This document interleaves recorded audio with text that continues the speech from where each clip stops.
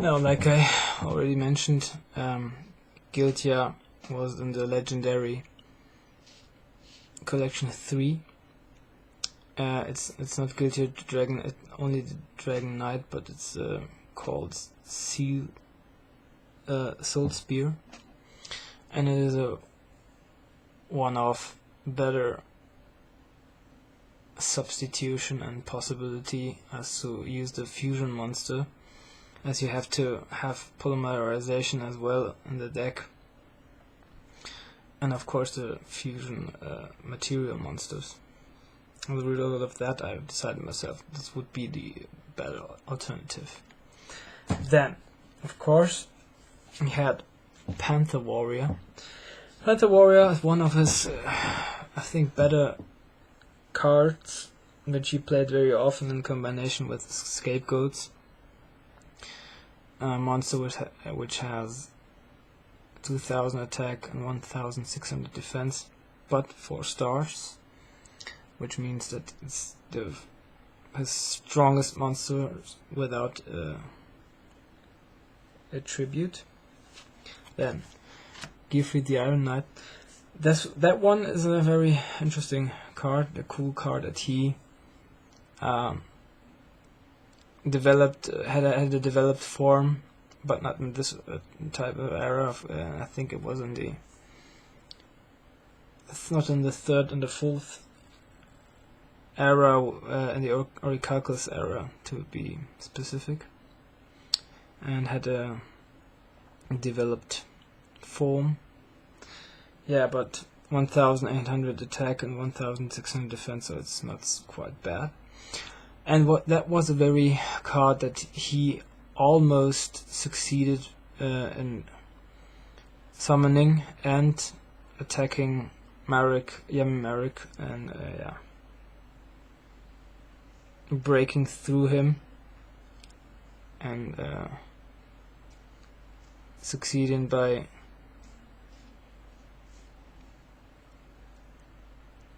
going into the finals against Yugi. Then Guilford Iron Knight. Guilford Lightning, sorry. Guilford Lightning is his strongest monster in terms of attack stats, and it was one of those monsters that he engaged in the battle of the semifinals, which I just called, with Yami Marek, and it has a very good skill, and his effect is that he, if summoned with 3 monsters, can destroy all the opponent's monsters which are currently present. Then one card that he hadn't, but I think it fits very well in this deck, is 100 Dragon. Now, of course, he has Baby Dragon and the version with time in the combination with Time Wizard, which leads to 1000 Dragon. But the 100 Dragon you can summon very easy in comparison to that. It's just a normal summon for a monster with 4 stars and 1800 attack and 1000 defense. So yeah, it's quite useful.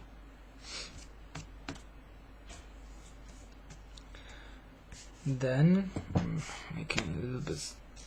creating a little bit space to put some other cards in here, just a sec.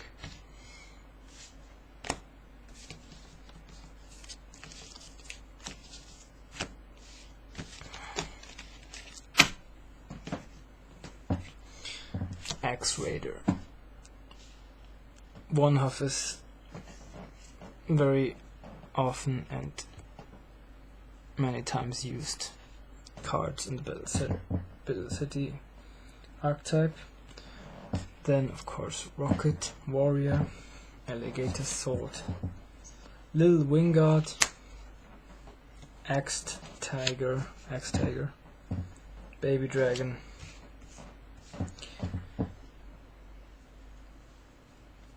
Hayabusa Knight was a card which he, I think, especially used in the duel between himself and Odeon in the quarterfinals. About X-Tiger, I think that he took this card in the battle against one of his dreams. There was a dream battle. It was not one of his official battles in the Battle City era, I think. But I'm not quite sure about that one, so maybe I'm wrong. Then, go further. By the way, if you guys missing Garuzes, I don't have this card on me yet, but I will put it there if I have it. And until now I will replace it with Masaki, the Legendary Swordsman, and the Flame Manipulator. I think it was those two cards which fused with one another lead inevitably to Flame Swordsman. Then I decided myself to put in also M Warrior 1, which I am very certain that he had in his dream battle that he played against after falling unconscious by the attack from the Winged Dragon of Ra. Yeah, used it. Then let's go a little bit further. He had the Ultimato Warrior. I don't know how especially in particular it is called in English. I think Schlachtkrieger called in German, but I think it was called Ultimate Warrior or Ultimato the Warrior, something like that. Then, still not finished, but almost, Parasite. That was a a sneaky card that one of the not companions but useful assets from Weevil Underwood put in Joey's deck while stealing his I don't know what's it called, the dual disc, of course, stealing his dual disc and bringing him to Weevil Underwood. So he had it in his deck. Used it then later also in the exciting duel against Michael Tsunami. Then of course his Time Wizard. That was a card that he, I think, didn't play that often. In two duels in particular, I remember that he played it during the Battle City battles.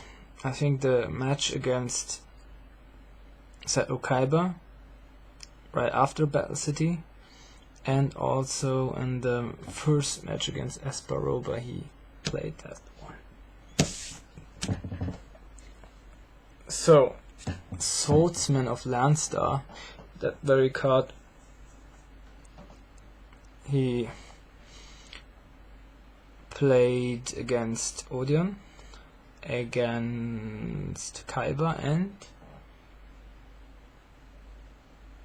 I think also against Merrick. So that was a card he engaged in battle very often and combined it strategically with the magic card Angel Dice, I think, and Skull Dice. So yeah, of course, it's a very weak card in terms of attack mode. I mean, it just has consistent of 500 attack and 1200 defense, so it can quite